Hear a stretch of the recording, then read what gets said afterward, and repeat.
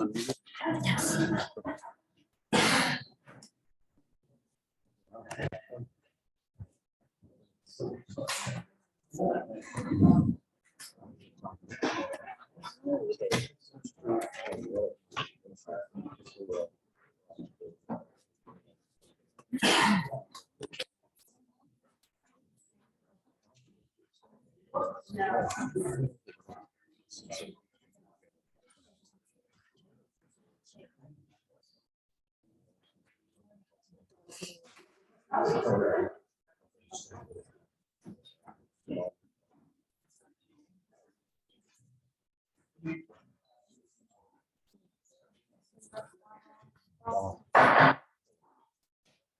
Good evening, everyone. In our regularly scheduled Winter Town Council meeting for March 14th.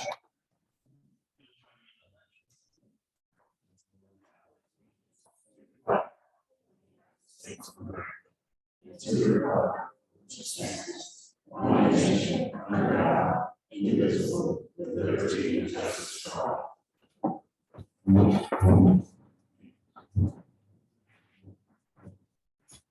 The record reflect this evening that we do have a quorum with Councilperson Williams absent. There's no public comment. No one signed up for public comment, rather, but we have public comment, but I don't believe anyone signed up. Is that true, Mr. Cole? Right. This morning, then, or this afternoon, we'll begin with our special presentation. McDermott Davis, this is our FY 21-22 audit presentation. I'm Sam Campbell here with McDermott Davis to present the results of the 2022 annual financial statement. The town received an unmodified audit opinion, and that is the best type of opinion that you can receive. You may notice that the format of the audit opinion has changed from last year, and that's just due to new accounting standards in an effort to highlight the audit opinion. So that audit opinion is brought up to the front of the report. At the end of the year, the general fund balance decreased 1.69 million to 1 million. And a big part of that decrease is the capital outlay spending, including spending down the loan proceeds related to the town admin facility. At the end of the year, you also had 1.5 million in unearned revenue, and that relates to that ARPA funding where the cash came in, but you hadn't yet identified the projects to apply those funds to, so you haven't yet recognized that revenue. As you spend down those funds, you'll be able to recognize that revenue. There was no new debt during the year, and there was 495,000 of payments on existing debt, and those are the normal debt payments. Looking at fund balance over the past 5 years, we can see in 2020 there was a large spike in fund balance, and this was due to issuing that loan for the town facility. The proceeds came in, and in 2020 we haven't spent much down yet. So in 2021 and then in 2022. That's decreased as we've spent all of those loan proceeds and completed that project. Another area to look at is the general fund revenues and expenditures, where we can see in 21 and 22, your expenditures were greater than the revenues. And again, this is partially due to spending down that bulk fund balance in 2020, spending down those loan proceeds. Looking at our audit reports, the town was in compliance with all of the audit requirements we tested. We did have one management comment, and it's the same comment we've had for several years. It's a very common comment in small governments, just where the town elects not to hire and pay a high-level CPA finance director. So as part of our audit, we proposed a few more adjustments than if you were a larger city. We didn't have any issue with internal controls or any matters related to that. In our separate letter to the board, it summarizes some of our audit procedures and significant audit items. One new disclosure in this letter this year is the disclosure of significant risks. And these are just areas that, as part of our audit, we think about where things could go wrong. So we focus our audit procedures to test and make sure that nothing in those higher risk areas have been identified, and in our procedures, we didn't notice anything or have any concerns with those risks identified. So overall, a positive financial report. If you have any questions, I'd be more than happy to address them. Great, thank you very much. We appreciate that. Council, any comments, questions, or concerns for the audit official? Just a quick question. So I noticed that the report is in draft format. What does it go on? It's final now. When we set it for the agenda, we're just waiting for a couple of letters. I think maybe dates and small formatting is the only thing that changed, or we can have draft report. Thank you. Councilman Rose, did you have a question? No, I had asked my questions earlier. See additional questions? Thank you very much for your report. I want to make sure we appreciate staff for all their time and effort on audit. It's always busy and you know, that very consistent audits over the last 10 years. Continue, give us a contract. Yes, I just want to thank Taryn and Teresa in the back over there, and also the directors for providing all the information to back up all this stuff. It was a transition time, and they did a fantastic job, and I commend their work. Thank you guys very much. We really appreciate it. Next item up is your old business. This is our town manager evaluation. Councilperson Rose. Yes. Thank you for all for submitting your town manager evaluation report. I found going through all of the whatever you want to call them, the number sequencing, that we were all a little more generous than he was on his own. Typical, you know, it's an interesting scale because if you really think about it, a lot of these questions, you know, they gotta be, I mean, 5 seems like it's not enough, but it really is what's required to do the job. But so he was maybe a little more honest than we were, as I said, we were more generous. So also in the comment section, I think we all were on the same. Okay, that we all were in agreement with the fact that Robert was great during the hurricane impacts and getting us some extra funding this year from federal and state to do some of our projects. We all agreed that the Zoom meetings have been well organized and attended, and I think it's really allowed the public to give us a lot more input. So thank you. And see, and also one thing that he didn't mention, but I think should be mentioned, is that because of his assistance, it allowed us to get this police accreditation. I mean, the chief did most of the work, but without that assistance, it would have been much more difficult. And this was one of the reasons we hired both of these men, was to achieve that goal. So thank you both. And then in the areas of needing some improvement, I think the highlight is that when we start a project early on, everybody, staff, council, everybody needs to really get into it to start with and pretend that it's going to happen whether it really does or not, because the impacts are more painful later on. So, and as I said in my notes here, that I believe that he's done a great job and is taking this town where it wants to go, and that I would recommend a 5% increase in compensation salary. Any questions?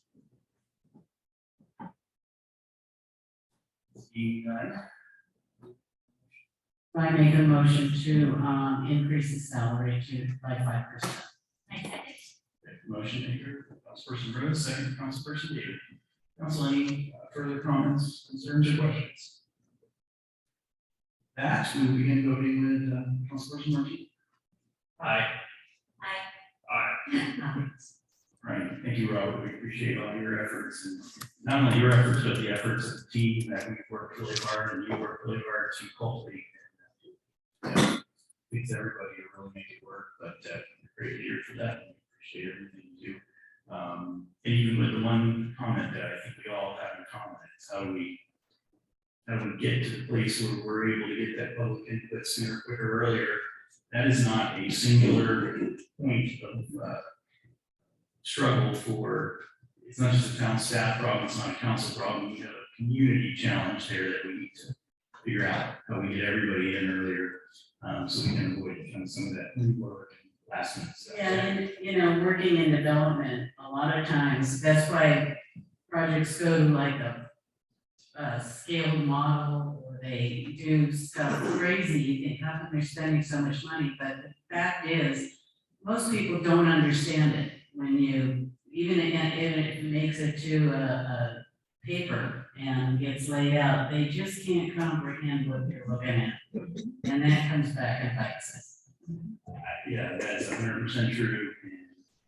You know, I even suggested that we, you can make another committee, but really look at the brass tacks of how we do that. I think we've learned a lot on how to make that happen, but the timing continues to challenge us for a variety of reasons. So I don't think we're the only folks, but to get there, we get better if we can. I mean, it's not on every project, but when we do miss that mark, it's very obvious and well versed that we're often wrong, off to a wrong start. So it's important to get everybody involved as soon as possible. Yeah, something good for Councilperson Martini And Andy's already tapped me for something.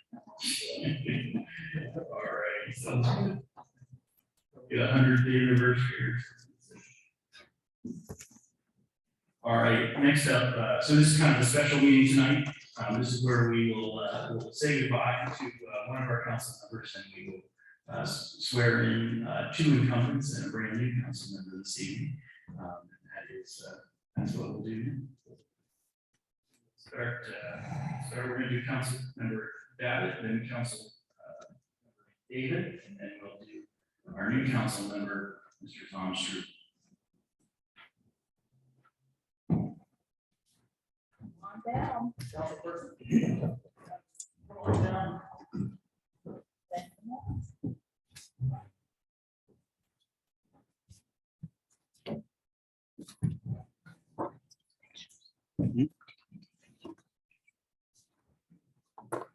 Good work. Are you in? So good. So our oath of office. Raise your right hand. I, Anthony Tony David, I, Anthony Joseph David, solemnly swear or affirm solemnly swear or affirm that I will support the Constitution of the United States that I will support the Constitution of the United States and will obey the laws of the state of Florida, and will obey the laws of the state of Florida, that I will, in all respects, that I will in all respects observe the provisions of the charter and ordinances of the town of Windermere, observe the charter and ordinances of the town of Windermere, and will faithfully discharge the duties of council.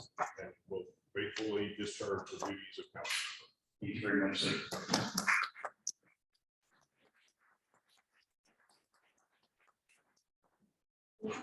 This will be for Councilperson David's second year term, 2023 to 2025. Next up is Councilperson Andy David. We don't have any secret middle names. or anything. You raise your right hand. I, Andy David, solemnly swear or affirm that I will support the Constitution of the United States and will obey the laws of the state of Florida, that I will in all respects observe the provisions of the charter and ordinances of the town of Windermere, and I will faithfully discharge the duties of council member.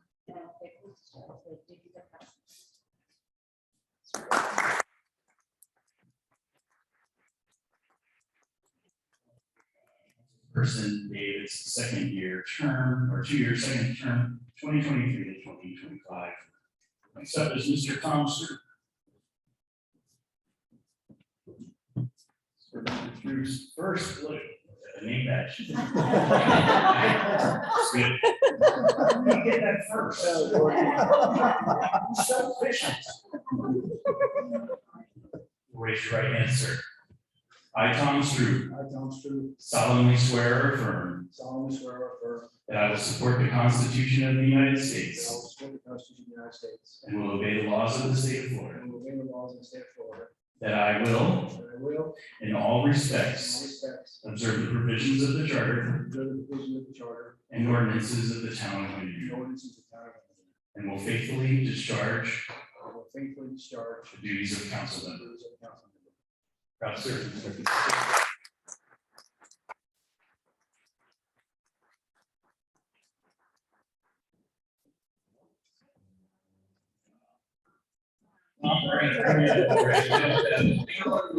You got a special chair out there. Easy seats, yeah.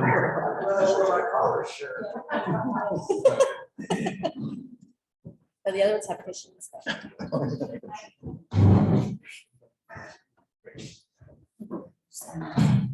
You want to do it afterwards? Yeah, that's fine. So, okay, I'll make sure everyone.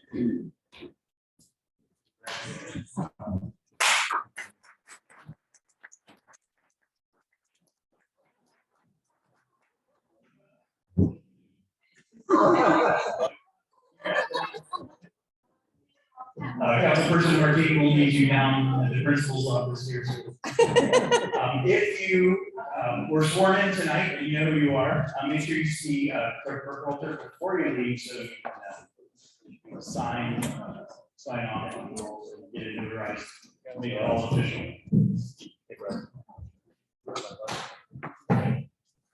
It's not like you weren't ready to move out.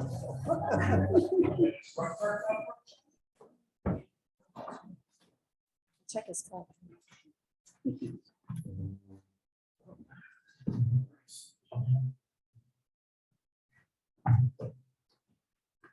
So tonight,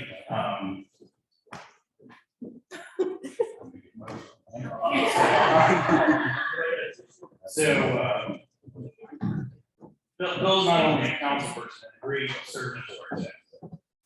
Good friend of mine. First people I met when I moved here. Can't tell you what I said. That's a story for another time. I'll tell it at the brewery later.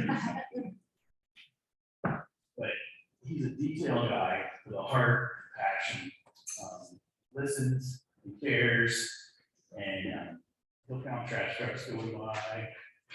He is detail oriented. He makes all of us better. He makes our town better. And he serves in many ways. He served well before I talked to him to getting up on the deals. And I'm sure glad I did. I've had the privilege of being a friend, a coworker, a council person. Say that right.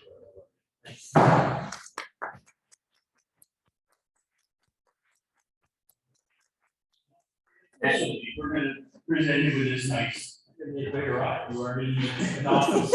When I know Town manager. Assistant town. assistant to the town manager. Yeah. Yeah, thank you. I really appreciate it. Thank you. Been 4 years. See longer. No. I have a lot of people to thank, especially first and foremost, I'd like to thank my lovely wife Pam and my family.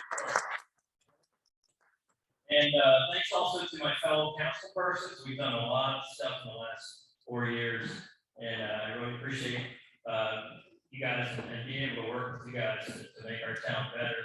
Mandy and Tony, thank you for running again, and Team David, Team D. Molly, I appreciate, Molly gave me some good advice when I first became a council person. And this is when you were not on council. Molly said, keep a low profile. And so I haven't done that at all, but it's great advice. So I appreciate it. Andy is a great friend also, and I appreciate his friendship and all the work that he's done on council as well. And Tom, thank you so much for stepping up to the plate. You're gonna do fine. You're gonna do great. You know, as you can imagine, after 4 years of being on council, you know, it's very time consuming. I have quite the honey-do list built up. And I was actually planning on hiring Tom to help me out, but you know. Tom always makes time. Tom always makes time. appreciate that. Also want to give a shout out to my committees. I've often said this town runs on the strength of its volunteers. We have such a great amount of volunteers in our town. And I was the liaison for 2 committees, the DRB, so shout out to Frank Chase and the rest of the DRB committee. Also to tree board and my work wife, Susan Carter. She couldn't be here tonight, but they do a great job in protecting our tree canopy. And it's becoming more important every weekend because we have unscrupulous tree companies coming to town and they will not stop until every tree is cut down in this town. So we have to do whatever we can to save our trees and plant new trees. And in the last 4 years, we have distributed over 500 new trees to residents through the tree giveaway, plus other plantings in parks. So support the tree board if you can. They do a great job in keeping our urban canopy going. So also my favorite journalist is here. I want to give a shout out to Annabelle for her gracious reporting and careful editing of our town and functions. We appreciate all your support and the Orange Observer as well. I'm really proud of all the projects that we've done, the accomplishments that we've made. I don't know if you guys remember how things were when I first got elected. We had dirt streets everywhere. And we had, everyone was on well water and septic. We had ever increasing traffic and no brewery. Now that we've got a brewery, none of that other stuff matters. I'm kidding, all that stuff doesn't matter. It just goes to illustrate the point. It takes a long time to get things done, especially in our town, because we have very limited budget, limited staff, and Robert does a great job spinning those plates, juggling those balls to make sure that things get prioritized in the right order and that we're moving forward on every possible front. It may take longer than people expect or they would like, but that's just the nature of the business. We've only got a limited amount of money, time, staff, and Robert do a fantastic job prioritizing everything. And so congratulations on your great report, and we appreciate everything you do for our town. And we got the new town facilities, which is a major accomplishment that occurred. I don't know if you guys remember, but this was shot down twice by the residents, the funding for this. Until the same day that I got elected, the town approved the referendum for the funding for the new town facilities. So I'm taking full credit for that. It's on the record. You can put that in. I'll put that in. So, we've gone through a pandemic during my tenure. We've got traffic controls to increase resident safety. I'm really proud of the work that we've done with that. Water master plan, ward trail, getting the parks under control. There's a whole slew of things that will continue for you guys to work on. I'm proud of all the work that you're doing. So I already spoke about Robert. Tanya, I want to thank you for you're living proof of the impact that one person can make on a team, on a town. You just come in here and transform their public works department. It's amazing what you've done. So thank you. Keep it going. And the team is great. They are really great. They are great. Councilor Ramos, thank you for your guidance. You don't need to respond to this because I know you charge by the word. So, you can stop right there. Just not. Chief Ogden, one of the greatest accomplishments that I have in my term was our accreditation. And that was, partially because of the facilities, but because of the work that you've done with your leadership. And we can't thank you enough for making that happen. So congratulations to you and the Windermere Police Department.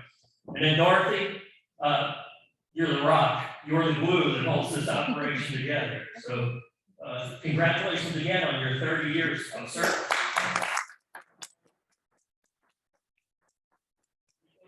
And I appreciate everything you've done for me. And last but not least, Mayor O'Brien, you're right. We've been friends for a long time, and before I got on council, or when you asked me to get on council, I said, only if it didn't interfere with our friendship. So I guess now we can be friends again. So thank you all very much. It's been a pleasure and honor serving our town.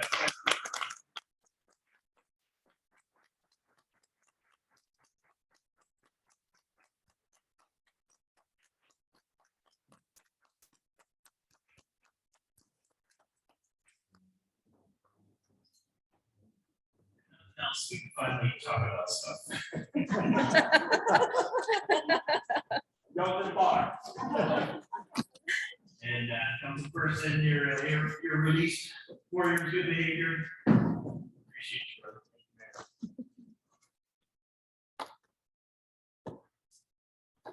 Councilperson Drew, you have big shoes to fill. We're happy to have you on board, and you do a great job.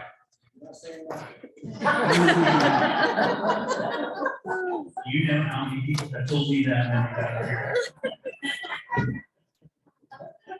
I get called jokes by myself. It's gonna get hard. All right, we're gonna start with the easy stuff. Consent item agendas. This is, oh, wait, we're gonna start with easier. We're gonna go right to minutes. So we'll do our public information workshop, Healthy West Orange Rotary Pavilion, that's the mouthful. Walk through meeting minutes of February 9th, 2023. We also have item 2, which is the town council meeting, February 14th, 2023, and the town council workshop minutes for February 28th, 23. Council, you can approve all of these as one item, or you may pull what you require to pull for discussion or changes. Council, I'm looking for a motion. Mayor, I'd like to make a Motion to approve all of these by Councilperson Data. Second, Councilperson David. Council, any questions, comments, or concerns? Seeing none, we'll begin with Councilperson Smith. Aye. Thank you, Council. That was easy. Now for 25 points. This is item D. Item 1 is C23-4. This is 12150 Lake Butler Boulevard. This is for Sanjay and Kavita Tanya. I hope I have that right. I apologize if I don't. Variance to allow a sport court in front of the principal residence. Council DRB recommends approval with a condition that a minimum 6-foot hedge be maintained along the property boundary on Lake Butler Boulevard and Park Avenue. The DRB vote was 3-1, and I believe our planner, Brad Cornelius, will present. Thank you, sir. Yes, sir. Thank you, Mayor. Let me do a brief presentation. Again, I'm Brad Cornelius, serving as a contractor with town planner this evening. So as the mayor said, this is the variance Panis, they are here this evening for their request for the property 12150 Lake Butler Boulevard. What they're requesting is they're looking to construct a sport court on their property. And what the town code requires for a sport court, it requires it to be behind the front of the home of the principal residence. On their property, as y'all are aware, it's a very long property there along Lake Butler Boulevard, coming up to Park Avenue. And their house is set back on the property. So they don't have room behind their home or to the side to fit the sport court that they're looking to do. Therefore, they're requesting to place it in front of the home. That is the reason why it's before you this evening. That is the variance request. The other, just so the council is aware and the public are aware, there are requirements also in your code about sport courts that they are compliant with, so everyone does know that. You have a requirement for setbacks for these sport courts, which is basically the same, it's the same as for the home. In this case, it would be 15 feet from the side park, well, it'd be 25 feet from the roadways, be 50 from the normal high water of this property. This sport court as well meets that with significant room to go. From Park Avenue, they're approximately 397 feet from the closest edge of the sport court to that property line on Park Avenue, to 397. To Lake Butler Boulevard, they're 94 feet to that property line. To the west property line, they're 40 feet to the west property line. So they do meet all those setback requirements. The other requirement that your code has for sport courts is about the lighting. Your code does require that all lighting on sport courts must be in a way where they are shining directly down or shielded to prevent any offsite impacts from the lighting on the court. So that is part of your code, and if this would be to approve, when they would come through the permitting, that would have to be shown in that documentation that that is the type of lighting that is being installed, that it is not the type that would provide offsite impacts. And the last piece, also just to make everyone aware, is this, like any other property here in the town of Windermere, is subject to the town's noise ordinance. It's concerned about the noise, so there are also those controls that are in place for that. Beyond that, for this project, again, this property does have this large area. This house had taken several years to be constructed, as I'm sure y'all are aware, but it is done. The other part of this, we did look at, could it fit around the property? The only potential place would be, I would say, it's on the north east side of it, adjacent, but it's not a very large area, because one of the constraints we also have here is they have wetlands on this property, on the lake as well as on the west side. So it does make it very constrained on what they can do. The other thing in that section of that property, it puts it right next to the other house that's on that adjacent property. So that going there would be very close to a home. So that's the overview of the request. This did go to the Development Review Board meeting. They did review it and had quite a bit of discussion. And at the end of the discussion, they did make a recommendation of approval to the town council, but with the condition that they provide a 6-foot screening hedge along Lake Boulevard and along Park Avenue to screen it from the court from view from the right of way. That was the condition that they did approve as part of the recommendation to the town council this evening. As you all know, they already do have a hedge within that area, so it would just have to be grown up to that 6-foot height to meet that condition. But that was recommended by a vote of 3-1 to the town council. In terms of public input, we sent out the notices within 500 feet. We did receive 4 in support of the request, and we received 3 in opposition to the request. Those are part of your packet. We did receive one just yesterday that I didn't email earlier. I have copies of those as well. And the opposition was mostly concerned again with noise, lighting, and that kind of impact to the adjacent properties is what the opposition was. So that is my brief presentation. I'll be happy to try and answer questions you have for me. Thank you, Brad. Council, any questions for Mr. Cornelius at this time?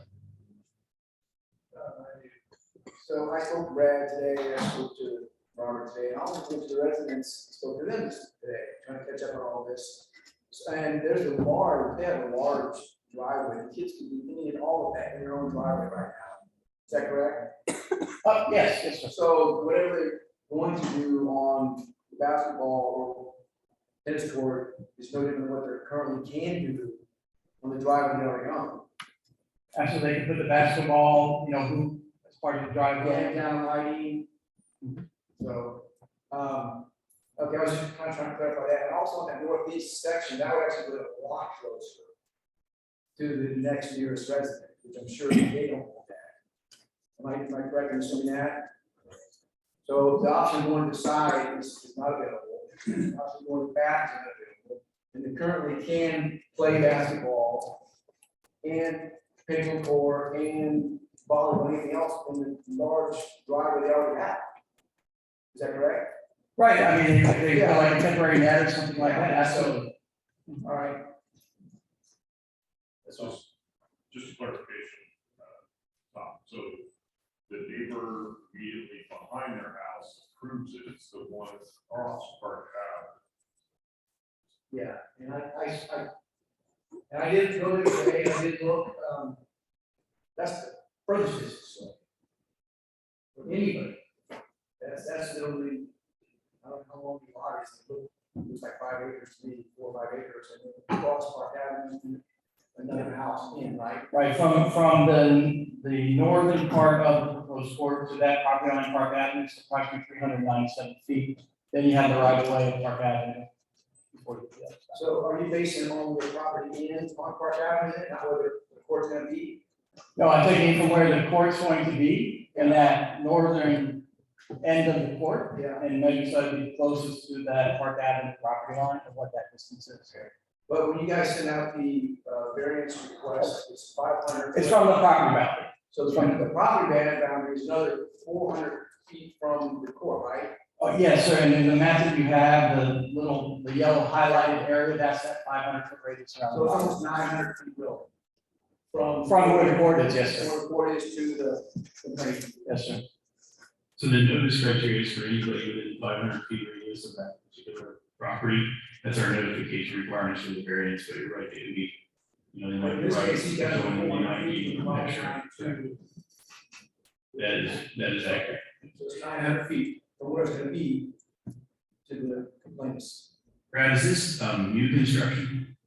The sport court is, that the house is new construction as well, yes, sir. Okay. Did DRB utilize one of the variance criteria to make their recommendation?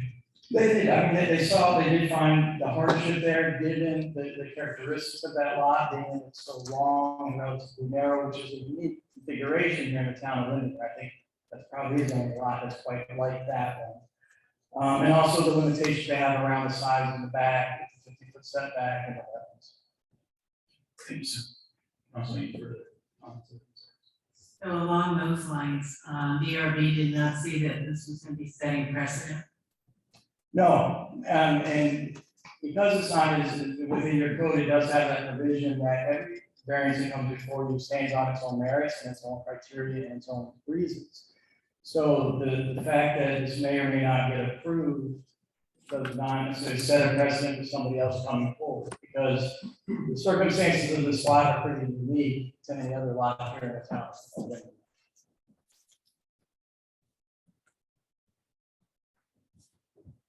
Additional for Brad, counsel.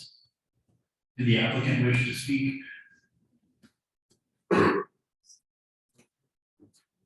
It's not required, I always like to make sure we give the opportunity for the applicant to provide any additional input. Thank you very much. I'm sorry to take the time for those of you that we have of you. Want to thank the council for considering our proposition here, our proposal. Thank Brad for his assessment, which was pretty straightforward, pretty spot on. Just the points that were made earlier.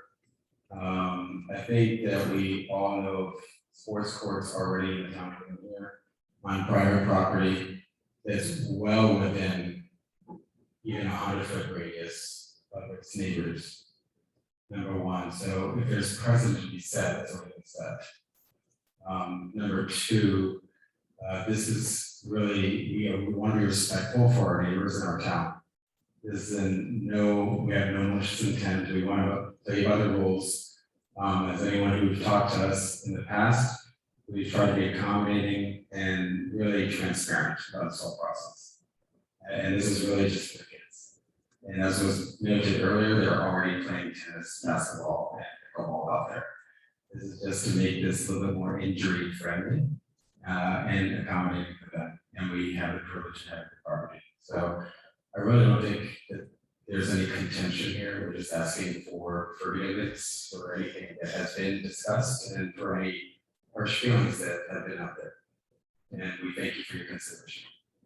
Thank you, sir. Appreciate you speaking to the variance request. I do want to clarify, so in Councilperson Rose's point, there's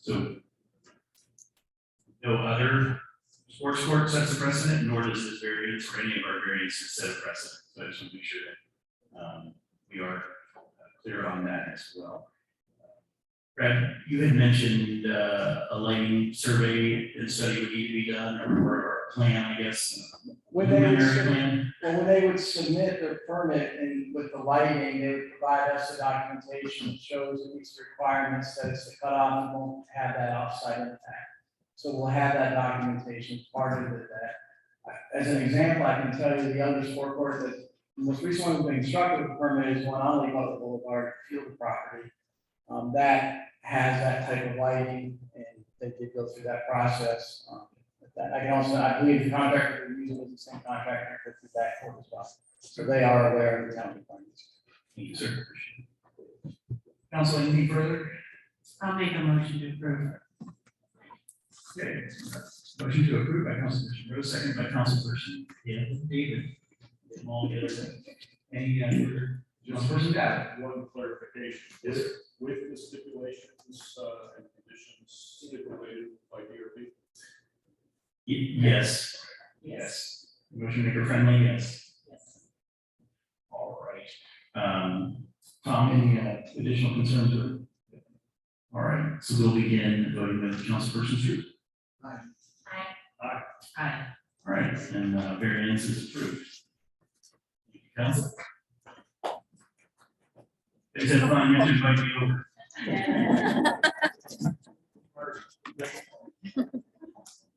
Next up is number 2 here. This is Z23-05. This is 126 Down Court. Brian and Tracy Bowman. This is a variance to allow an expansion of more than 10% for a non-conforming home. Brad, I believe you'll be presenting again. Yes, sir. Thanks, sir. Another short presentation. Again, this is 126 Down Court. The variance, as the mayor said, this is an existing home that they're looking to do some improvements and some additions to. Unfortunately for this home, the home was built with the porch on the back. The back screen porch is less than 50 feet from normal high water elevation. It's about 41 feet, which does make this a non-conforming home. And then it's also subject to that 10% limitation on expansion. So that is why this is coming through the variance. What they are looking to do to the home is they are going to enclose the existing carport that's there and put a second story on the existing home. Everything that they're proposing to do, their addition, is fully compliant with your code. They're meeting all the required setbacks, or within the maximum allowed floor area. They're also actually reducing the impervious area because they are taking up some of the pavers that are on the property. So their actual improvement fully meets all of the requirements of your town code. The only request is to exceed that 10% limitation. In this case, they're asking to increase by approximately 72%, which would give them an additional 1,751 square feet to the home. But again, it's within the allowed maximum floor area. They're at less than 38% with that addition. So that is the request for you. We did send out public notices. We received 10 in support and 3 in opposition. I will note on those supports that we did, many of those supports are on that street itself of the surrounding neighborhoods. The opposition mostly received our properties on Main Street because of in Oakdale, because of the way we do the 500, it picks up properties when the property line extended to the water. So we had 10 in support, 3 in objection. In opposition, this did go to the development review board. They did discuss it, review it, and they unanimously recommended approval of the request by vote 4 to 0. We have any questions? And the applicant is here. Great, thank you, Brett. Quick question, so part of the area that's gonna have the second floor, that's the area that is closer than the 50-foot setback from No, sir. water now? Yeah, the part that's not conforming is not being changed to touch at all. All the improvements are from the. Thank you. Yes, sir. Council, any further questions? Had a similar situation down under Maine, and we said, is it okay as long as if they go to remodel the area that didn't have the proper setback, then they were gonna have to meet. I mean, you know, the alternative, I mean, even if they don't, already seen, so. Yeah. Anything from you, sir? All right. Everybody else? Motion to approve. Motion approved, Councilperson Rose. Second, Councilperson Abbott. Any other questions, comments, or concerns? And we'll begin voting with our motion maker, Councilperson Rose. Aye. Aye. Motion carries. Thank you very much. I did not need to skip the applicant. I'm guessing you don't have any comments at this point. Right? Take it on. Enjoy your new expansion. Next up, item F, these are appointments. We have Liz Ander to the Historic Preservation Board. Council, you have your attachment, H2 recommends approval.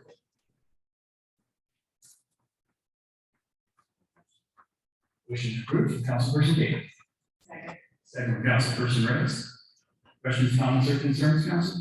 Seeing none, we'll begin voting with Councilperson Stroop. Aye. And Liz Hader will now be on the Historic Preservation Board. Thank you, Liz. Appreciate your service. Next up is Donna Steele, also to join the Historic Preservation Board. Motion approved, Councilperson Snap. Second, Councilperson Rose. Any further comments, questions, or concerns, council? Seeing none, we'll begin voting with Councilperson Rose. Carries 4-0. Thank you, council.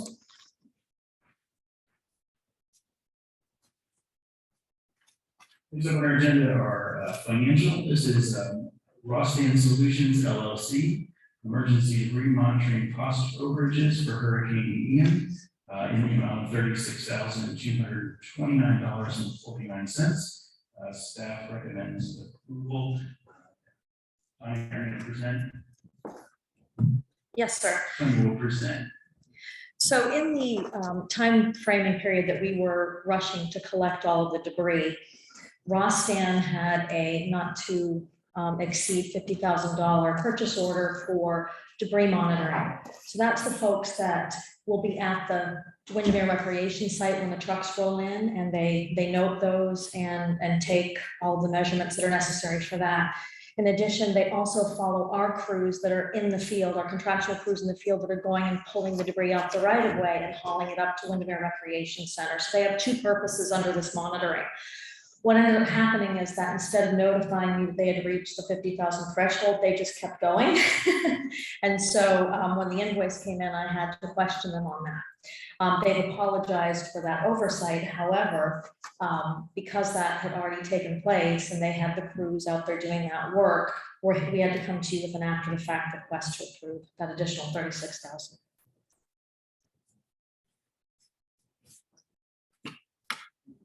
Okay. So you haven't had a lot of discussion about this item. So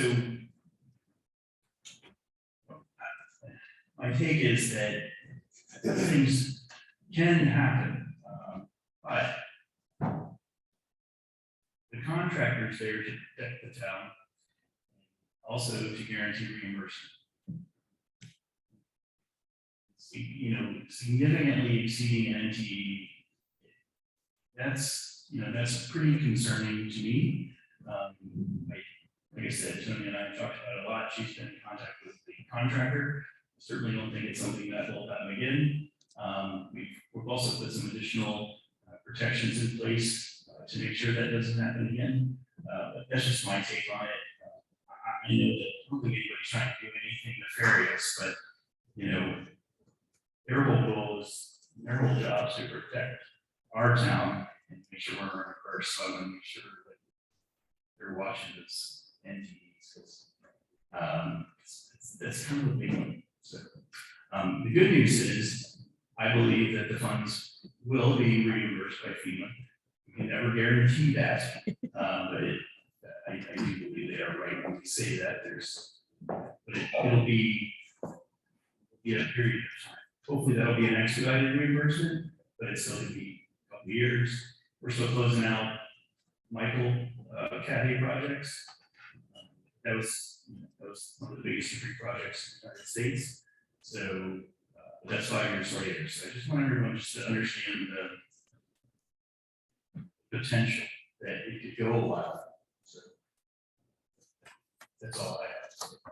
Okay, so contractually, are we obligated to pay? Let's start there.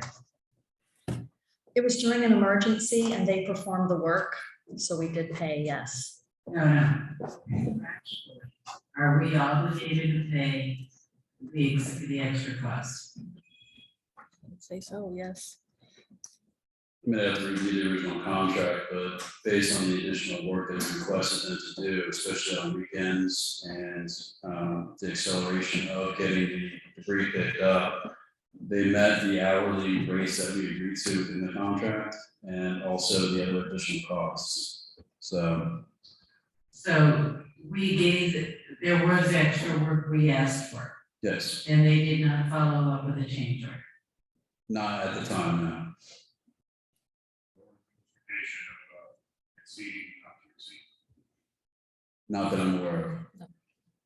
No, because remember, when we started to do we didn't know if we were able to get the trucks on Saturday and Sunday immediately after the storm.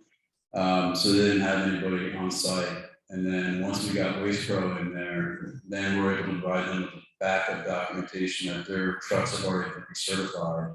And that's when Rossman came out and followed the Waste Pro trucks during that time.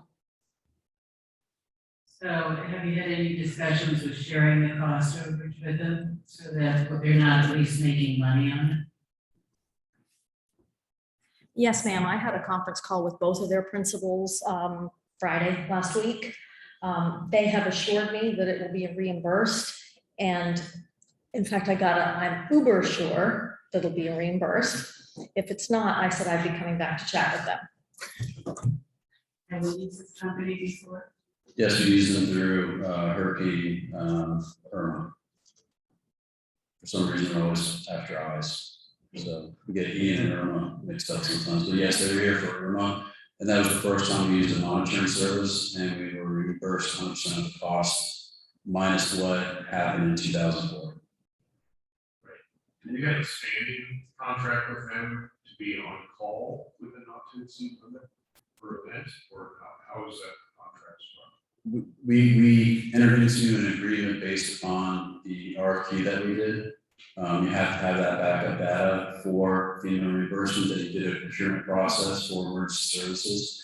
And that was part of the scope of the emergency services, was the actual monitoring, and then providing the assistance for the applications through FEMA, and understand what we went through with Irma as far as the sweat equity of and the amount of time that it took Nora and I to get through the process, and working with FEMA representatives, especially when we kept changing over. We again thought it would be in the best interest for the town with the limited staff to hire the company for that specific service. So this service is different than what they did back in Irma, because Irma, they just monitored. But now this is a portion of to where they're monitoring and submitting for FEMA reimbursement as part of that agreement. So the monitoring portion is designed to prevent fraud that initially occurred at tremendous levels in the 04 to 05 storms. Three contractors crafty. They like to, put false bottoms on the truck sometimes. But through that process, we truck certifications, tower monitoring, and then individual pickup monitoring. In Fort Myers, we monitor every vessel that comes out of the water for environmental reasons and to make sure that it's reimbursable. So that is every tree that's cut, trimmed, it's cataloged with a GPS coordinates, and there's pictures, it's unbelievable. And that is certainly something that I want our town to have. You guys have every right to want that and have that, service. It wasn't that portion of all. If it costs $100,000, I want you guys to have it. But my concerns came through the process, and going over an NGE by 50% is, that's a head scratcher. So just like you said, they monitor and then they do the submit. Yes, So they're submitting on their own work. it seems like an appearance of impropriety, but it's not anything that is, I believe, not industry standard. American confirm that.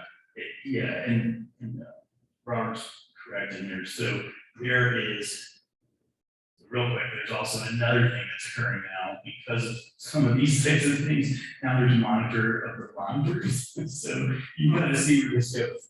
But it is industry standard practice that they monitor that everything is there, and they submit their bill to the recontractor, and it's the cost of doing that business.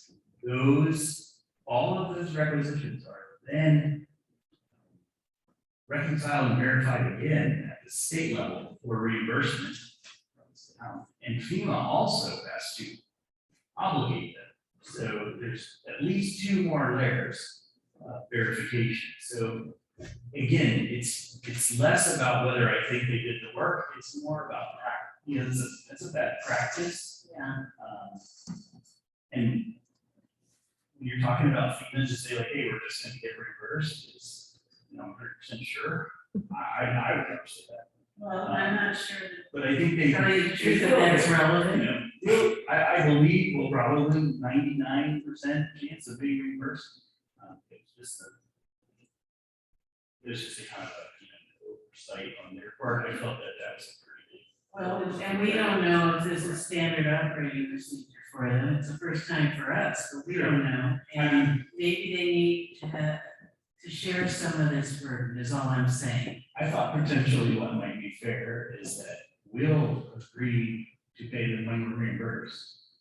Oh, okay. I mean, it's like if they're so sure, then,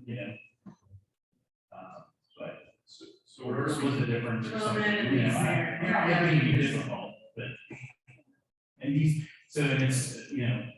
the other arm of their company is also gonna be helping us with our FEMA PA reimbursement, so twofold, I wanna make sure that we're good there. I don't doubt their abilities, but I also wanna make sure that we have clear understanding, and I know that Tony just worked really hard on that as well. Kind of a separate arm of the company, but just that we're good there, but, I also wanna make that relationship overly difficult, because you have to partner to do that for a couple of years. Yeah, and as far, the check has already been cut, and the reason why is, again, you have certain timeframes in order to submit for reimbursement. They did provide a couple of extensions, but you have to do a certain amount of work within a certain amount of time, in order to get the reimbursement. I think that's part of the Cat A. Yes. And you had, get the exact time frame for Cat A, but I believe they extended the deadline to submit everything for Irma to March 31st.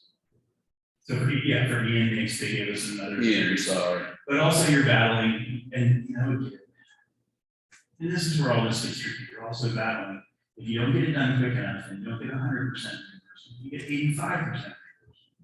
So. So but the point is, they've already paid, we've And already we've already paid, paid, so. so it's kind of a moot issue. But have we done the change order on the contract to, We have not done the change order of the contract. so I mean, theoretically, when we do the change order of the contract, the payment stipulations on that. So, The payment is contingent on receiving reimbursement. We already cut it, so yeah. there's a double-edged situation there too, because if you're not paid up, then you don't have a contract, so you can't be reimbursed by FEMA at that point. So I think it's one of those things where we have to, you guys have made the point, I think we've all made the point, and, I get it, but One of we the gotta make things, sure moving forward that. I agree, and one of the things that I did do once they did it is I made them come back in writing and admit that it was their mistake. So that if for some reason we don't get 100% reimbursement on that, I will go back and ask them to come back and put some money in the pot for us, because I think that's only fair. And since they admitted in writing that they were culpable, I think we might be in good standing for So that. with that being said, we issued them a notice of non-compliance in the contract. I don't think that's part of the contract. No, we haven't. I think that's something we probably should do. Okay. Just notify them officially that they're planning with an out-of-seat contract is the end of out-of-seat. Not to exceed NT. This will do.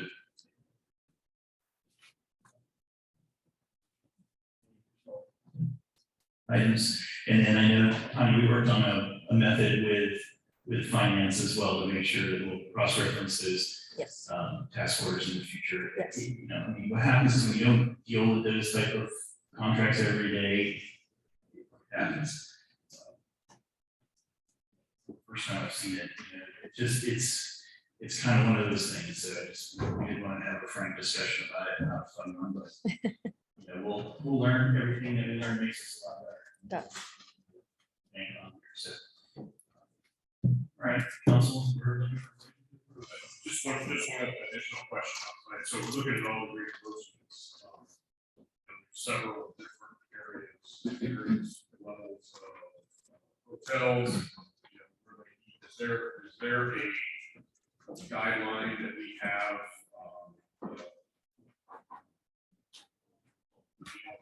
The GSA per diem rates. So do we have any of that for this Your reimbursement? contract. Or can they?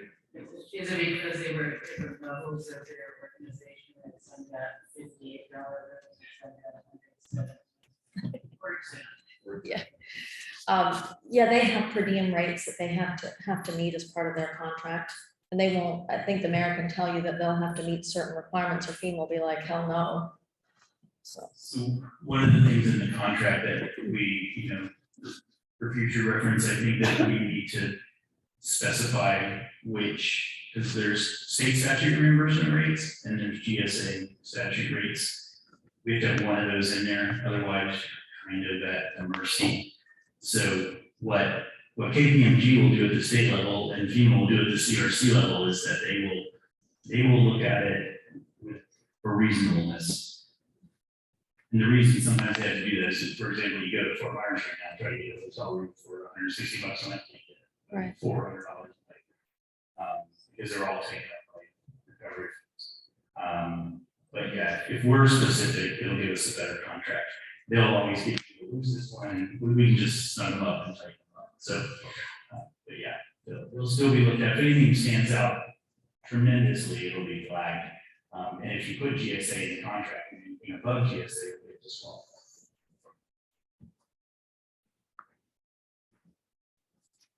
Well, with all that being said, I'll make a motion to Reggie Rose, graduated, yes. Nay, that's one of those, second council person, David. Council, any additional comments? And I think it's not, I know, I'm gonna get done. it's fine. I was expecting it, don't worry. All right. We'll begin voting with Councilperson Stewart. aye. All right, so the NTE additional amount is approved for today. Thank you, council. Appreciate that.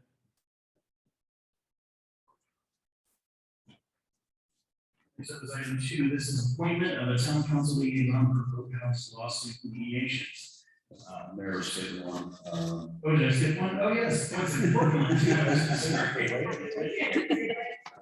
Yes, this is a promotion of Tara Beagle to finance director. This is a great one. Yes, sir. When we hired Tara, it was under the impression, understanding that she would eventually take over for Nora White. Since Nora White's departure, again, there was a lot of transitioning, a lot of self-educating on, some of the aspects of the finance department. Tara has made that department her own already. As you can see with the audit, as you can see with a lot of financial reporting that we have been working with, she's done an exceptional job. She goes over and above and has met and exceeded every expectation that we had for Tara in such a short amount of time. So again, so without hesitation and as a requirement of the charter that as a director, it be approved by town council, and I would ask for your blessing to approve Tara Beagle as the next town of Windermere finance director. Happy to do that. Thank you. And I would like to also add that I have been working with Tara and Teresa now for the last year, and they have been outstanding. Every aspect. Thank you. Thank you very, very much. All right, so let's make a non-begrudging. Yeah, I'll make a non-begrudging There we go. motion to approve. Motion to approve by Councilperson Rose. Second, Councilperson David. Additional comments or questions? Got it. Well, that's true. The movie, that's turn your, he sticks around. Wait a minute. Any additional comments or questions? And we'll begin voting with Councilperson Rose. Aye. I've also noticed I really don't need a microphone. So you You're being recorded. actually will, so you get recorded, that's the fun part. Otherwise, we're the only way to say, hey, what are you saying here? And we did notice your nameplate to where it is not in all caps like everybody else's nameplate. So we will be amending that as well. No, the. Oh, one yeah. that's- yeah. My teeth got me. All right, thank you, Sarah. We certainly appreciate you and all your efforts to make our team better. Next item, all right, appointment of the town council liaison for both houses lawsuit mediations. And I believe Councilor Reynolds will present.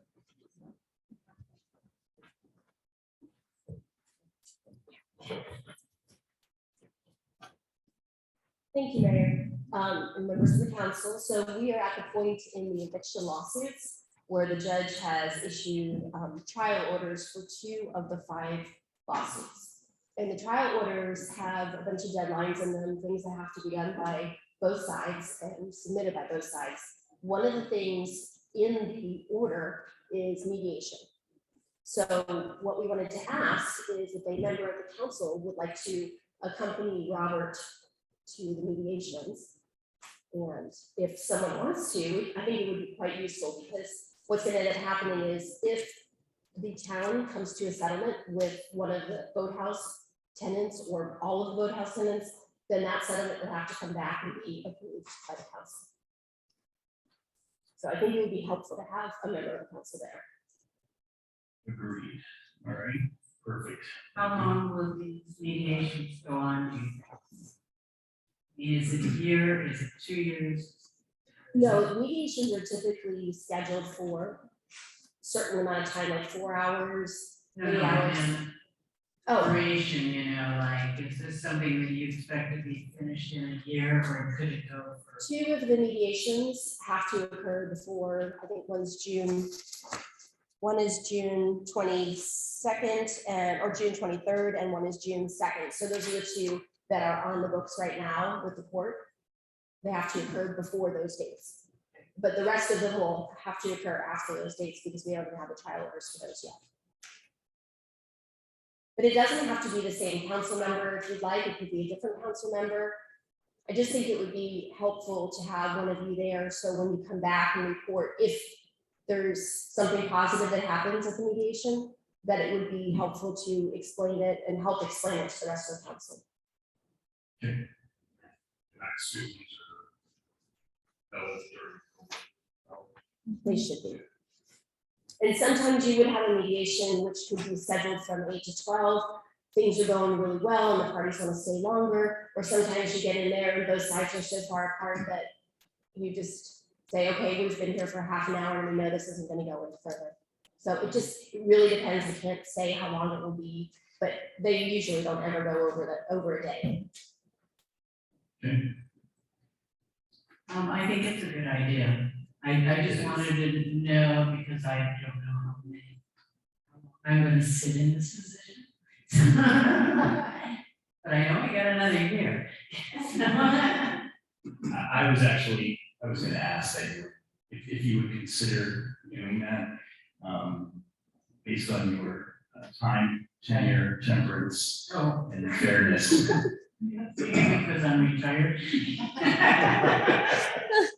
I will also do then, if I'm here, we get the schedule in ahead of time, you know, that's fine. But if I get the choice for that. I would be happy to do that for us. Any motion for that, Robert? That would be up to Heather. I would like everything with respect to decisions being made going forward with the lawsuits, to have a motion, because then we don't have any issues with some of the issues we've been having. For a motion, Let's try this motion. I'll make a motion that Molly Rose be the liaison with backfills as needed in her absence if she's traveling or. Perfect. Second. Just one question is, will the town council person be part of the mediation or just observing? So everyone at the mediation typically what ends up happening is you have all of the parties together in the beginning of the mediation, and then each party presents their side to the mediator, and the mediator then divides you up. So the town will be sitting in one room with the attorney, that's Edgar Robinson, that's working with the town, and then the boathouse tenants will be, or tenants and their representative will be in the other room, and the mediator goes back and forth. So definitely the council member can give input to the mediator and say, you know, I think this is a great idea, or I think this would be something that the council might like to consider, that kind of thing. So, So yes, in these mediation hearings, they're not even in the same room when they talk to each other, they have somebody between just bring us back and forth. in the beginning, they're in the same room, but typically what ends up happening, like I said, is they get divided up. There's no set rules in mediation, so if the mediator says, let's just sit in the same room and hash it out, and everybody agrees, then it could. Thank you. Okay, so Henry, one second. So we have a motion by Councilperson Davitt. Did you? Second by Councilperson David. Okay, any additional, I just want to make sure, and I want to make sure we had our second, so any additional comments, questions, concerns, council? Seeing none, we'll begin voting with councilors. Aye. Thank you, council. With that, we will begin our mayor and council liaison reports. Council, who would like to start? The first race was amazing. We had a great time and everybody stood up to judge, which was a lot of fun. Local won again. She's a little star, I think. This is the first year that we actually did with Cut Fest. So I thought that was a big thing for them, for Parks and Rec. And another thing, we are trying anything outside for being council support and help us. We are going to take a main street, one of the main street corners, and put a temporary wall for that. And we're trying to do a big event maybe sometime in April. So I think it'd be a good opportunity. Tracy shares me, so we'll see how that goes. But I thought that would be something exciting. This needs to be a big request for it. A lot of tips, a lot of lessons around. And we think the main street court, one of those courts, is a better option than when we're they want to try that. So it's just a temporary thing, but I think it'd be fun. So and then food trucks were finally met. 3 months of not meeting. We had 15 new trucks approved for food truck nights and for rotation, and then 10 new vendors for the farm market. And we're also going to try something new. The food trucks were going to from 5 to 6 p.m. allow them to do pre-orders for families and children to come. I know we started at 6 now, but there's some families that still like to come early for all the pals to get here. So we're going to try that. The food trucks are agreed to do that for that period of time, 5 to 6 before it starts. We get starts at 6, and then also we are not going to have food trucks during the summer. So June, July, and August, we're looking at just with rainouts and summer time on vacation. So. Apparently they have an app that you can pre-order, know that they're here. Robert, No, it's just like ordering, not using Uber Eats, but just ordering from their, either their website or their, whatever app they use, and just order it and then you come by and pick it up. Do you get pickups between 5 and 6? Yes. Got it. Question, Chief, is that an issue coverage for this? I know. Now, our off-duty time starts at 5. So I was at Starbucks at the airport and you made the order from the app, even though I was right in front of it. It's like, You get it faster? no. You're accurate. Is that the order taker problem? Or the order maker? You don't have time for me to go through the litany of what is wrong with our airport at the moment. So the new terminal did not fix much that I didn't see, so Council, any additional reports? Just a quick report, we did have a project meeting, the minutes are in the agenda, so. We can make good progress on all things. Very good. And I think you covered it. Welcome aboard, sir. Anything you'd like to report? You can promote your walk, your YouTube videos, whatever. We got a sign.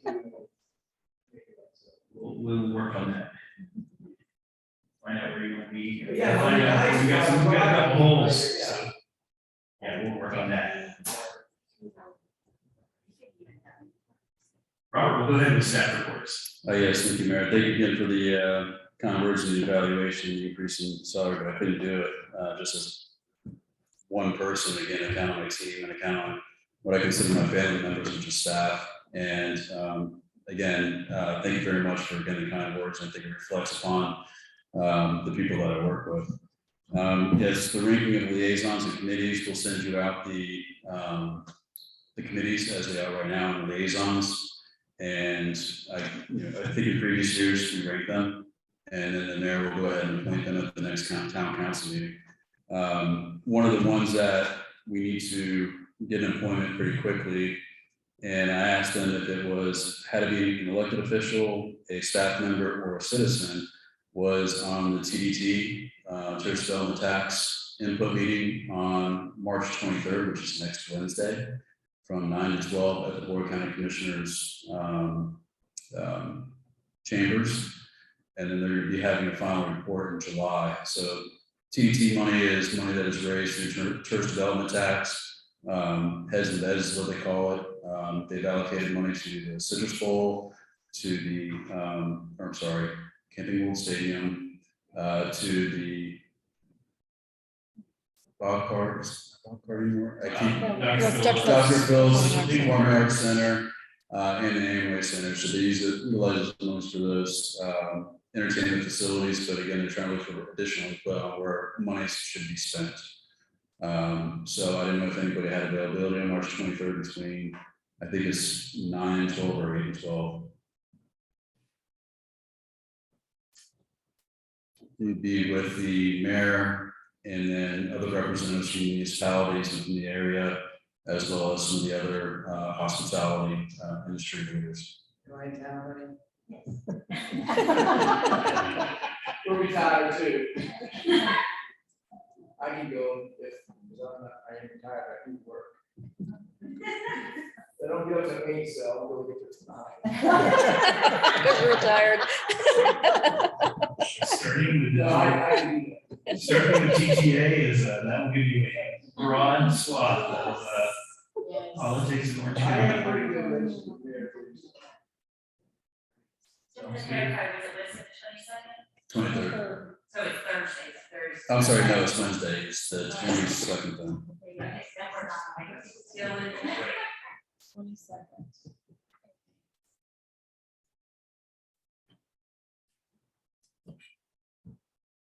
Right, so.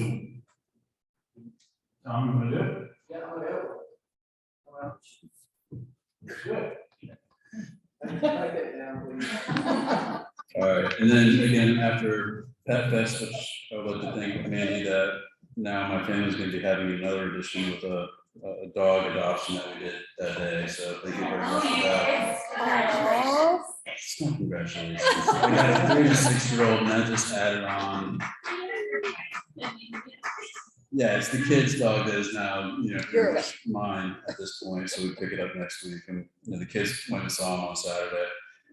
We did get some parking issue emails which we're addressing, and when we take a look at each and every event, we're gonna figure out, I know Chief's working with Winter Garden, how they deal with their events, and just brainstorm to see how we can, help relieve that tension on the people that live within the event area, so they're not parking on both sides of the street, as well as blocking possibly their the entrance to their homes. So we're working on that. On March 28th, we have the Lake Street Lake Down workshop. It's a town council workshop, so it'll let you know where we're at as far as the options that are available to us, especially with receiving the FERDAC funds. And then we are working on setting up the 9th and Oakdale diverter workshops. We have the 3 renderings ready to go, but we usually only get about a 2-week lead time to make sure that everybody has notice and can attend. We're probably gonna have at least 2 public input workshops prior to us having a town council workshop. So we're increasing that outreach. So they have 2 opportunities to have comment before we have the workshop. And that's all I have. With Buffy. I do have a question there with parking, but that was our biggest pet festival we ever had. Is there something, well, I know you're, but I don't know what else to do. That was, we were not expecting anything. Yeah. Sorry. Oh, no, it's, again, it's a testament to your success as an event. And again, it's that learning curve that you get as you get bigger. You want to make sure that you're addressing the issues that come up each year, understanding how big it can actually become. And that was a huge event. And we honestly had a lot of issues as well at the February food truck event, where we didn't think that many people would show up at the February food truck event. Usually our biggest events are September, October, and November, and that's it. But in February, we had close to 2,000 people. So that's why we need to keep monitoring success and then seeing how we can adjust and adapt.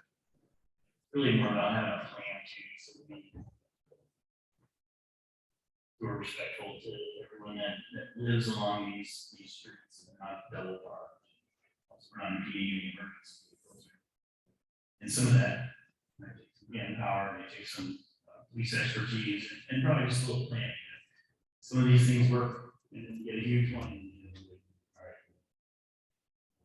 Work on that, but I think that we do need kind of an overall plan and maybe an overall event plan strategy for these things that we know can get a little big. And again, it's just one of the things we do as we grow and get better and smarter. One of the things that I thought might help is as we publish these events on the webpage and the app and everything else, put a parking diagram in for all the areas downtown. Back here, behind the event was packed and people were parking at cars and everything. I went over to parking and it's why I'm parking. So I mean, there is some parking availability, it's just a matter of what was going on with that. So. Well, yeah, and if we get better at it, it gives us more credibility when we say, okay, we hear you, we're mindful of this. We want to have good events that don't overly intrude.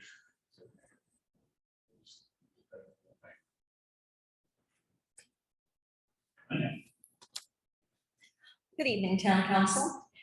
We've continued to be busy in public works. One of the things that we've been working on is, as part of our, and I hate to even mention this, but as part of FEMA reimbursement, when we're making repairs, we actually have to go through a process to ensure we've proved that we've attempted to receive quotes for these repairs. So we have done that for all the fencing repairs. And so the fencing repairs have been completed and the invoice is sent over to our reimbursement consultant so that we can get that started.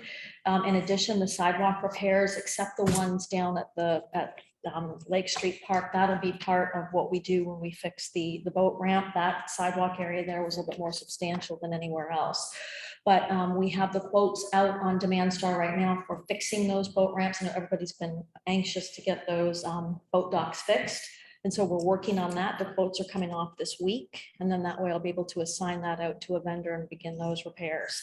So we're working steadily towards that, so that we can get all of our projects completed and everything that we need handed over to FEMA for that process. So we're making strides on that. Additionally, they've been doing sidewalk repairs yesterday and today. Those are the final repairs off of 6th Street that we needed to do. And then a spot up by the school that was causing a problem for kids walking to school. So we were able to get that done as well by our sidewalk contractor. Additionally, we will have the paving contractors coming in as well to finish up those projects that you guys approved a while back. We were wanting to wait to make sure we waited till the spring break time period before we started that.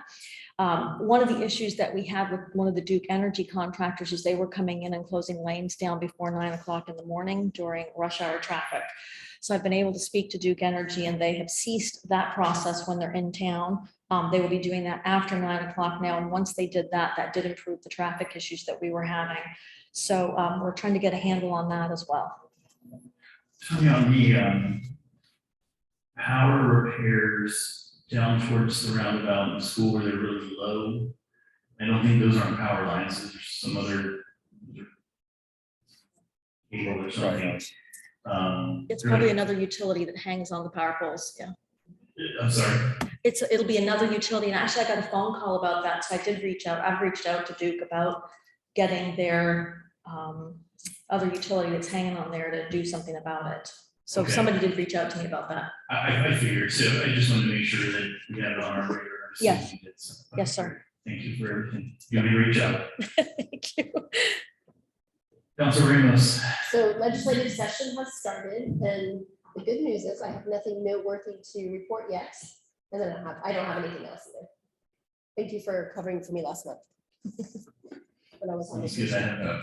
I have so many things to say, but I don't know. Well, we missed not to mention that we do have probably 18.5, if not more, $1 million in appropriation requests that have been submitted. Senator Baxley and then Representative Amnesty are the ones that are co-sponsoring those bills. And I'm hoping, again, that we'll be able to get the 10 million for the potable water system and then the 375 for the wastewater system. That would be excellent. Chief. Congrats again to the incoming and the outgoing council persons. I don't know which one's happier. Congratulations to both of you. It's like a vote. We're both got a smile on their face. Well, you win. They're both happy. It's like a vote, you know, that you buy the date, so. Really good news that Detective Hernandez has recovered that one of our stolen vehicles, our only stolen vehicle we had 3 months ago. Remember that? I was just wondering. Unfortunately, it wasn't fine at all, so it's in really good shape right now. But that was recovered. If you haven't had a chance to come over and meet Danielle, she's doing an excellent job up front and really kind of has changed the whole dynamic up there. So really excited for her. She's hit the ground running, already doing fingerprints, bunch of stuff up front, and seems to be taking every task that we've given her. So we're real excited about that. Accreditation, thanks again to the mayor and Councilperson Martini for coming out. We had a great time. Had a great dinner the night before. Almost couldn't find a place. It was so busy up there, but excellent time for us. We have a couple trainings coming up. We are hosting the peer support training on the 14th. So we see the PD will be pretty filled up at that time for most ladies who's around. We're also going to be doing the DUI school April 18th and 20th. And that's a really fun one that you guys get a chance to do. So we'll need 7 volunteers. Yeah, Bill would already have you pick up a list. You don't have to bring that along. But April 20th, I'll put another email out later on. The 20th or 17th and 18th to 20th, so 3 days, but we'll need you on the 20th. We'll be the date on that for the 3 days goal. And just in response to what Mr. Smith already brought up, we've already added into police department any events now that are expected to be around 1,000 or more. At least one off-duty officer will be there, so that's good. That's already put that in the requirements to do that. We found that that's just a necessity. They could handle maybe some of those extra complaints. And the events are just getting so popular, we're not sure. When people say, I expect 500, 1,000. And just so you guys know, as a council people know, that any event that has alcohol in it requires 2 officers to be present at that time. If it's only an event there. So if you can help us pass that order on, great. And if it gets more than 1,000, 2,000, we'll just add that on. And that's it. Thank you. For Burkholder. Yes. I have been accepted to sit for the certified records manager exams. So that's going to take some time and a lot of work. So I was accepted. So. Congratulations. When is that starting? They come out randomly with the exam dates and where. So I don't know what the big deal of that is for, but oh no, we give it out randomly at certain times. We'll notify. We'll have 10 days. Okay. Keep secret. I know. Why? Before anyway. That's it. That's right. Thank you and congratulations on that. Thank you. Anything else for the good of the order? Just a quick question to staff. Any idea when the We're continuously working with Orange County. You know, again, with spring break coming in, we get that request on a daily basis, if not by multiple people. And the typical answer is, well, why are you guys opening when Orange County is closed? You guys are independent. The problem is, if I were to open up ours, the floodgates would be open as far as trying to enforce, and the amount of boats that would be coming in, especially to the Fernwood boat ramp, would be an issue, especially with Artie Key and the 6th boat ramp currently closed. So we're trying to stay in lockstep with Orange County, so there's no additional issues. But once we get word, we'll work with the off-duty that we have agreed upon with the Boulder Chain Lakes Advisory Committee and go from there. The But meeting for that is here. Thank you for not knowing it. I don't have the date off the top of my head, but it is gonna be here like in a week or two. Probably get some information there. And I guess my segue for that is just a brief update on where we are with the fence and blocking, because I don't want to, like, they open and we're not ready. That would be. No, we're absolutely ready to go once those water levels get back and we can open it up. Teresa and I have actually already had training on the system to put the access codes in. I already had Diane put something in the newsletter to let people know that it was coming and that we're very close to getting there. Also, as you know, Orange County Sheriff as well as Orange County EPD are housed out of there. So I've already gotten their codes from them that they would like to have once the gates close. So we'll have a couple weeks period once we're ready to close those gates, letting everyone know that's going to happen so they can come in and get their codes. So that'll be good timing on that. Yes. So excellent. If we don't get any rain, it's amazing. Were they, I'm just concerned with it starts to rain before we open it up. And we could ask, at that point, it's been 6 months. So. But still, it is still high, and the other ranks are not open, so, we'll just have to, let's see what they say at the meeting. I thought they were pulling debris out. I've never seen them do it, but are they? It wasn't at the reason yet? I know they were, what I understood is they were doing an assessment. Yes. To locate said debris. Yes. I don't know what the process is for doing it. I think we can get a lot of this. and we do allow for residents to gain brief access if they have to repair a boat, if they bought a new boat, or if they are getting their docks repaired. So we let them in, when those circumstances come up.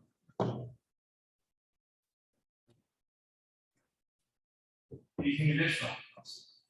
Seeing none, we'll adjourn at 7:00. Thanks, everybody.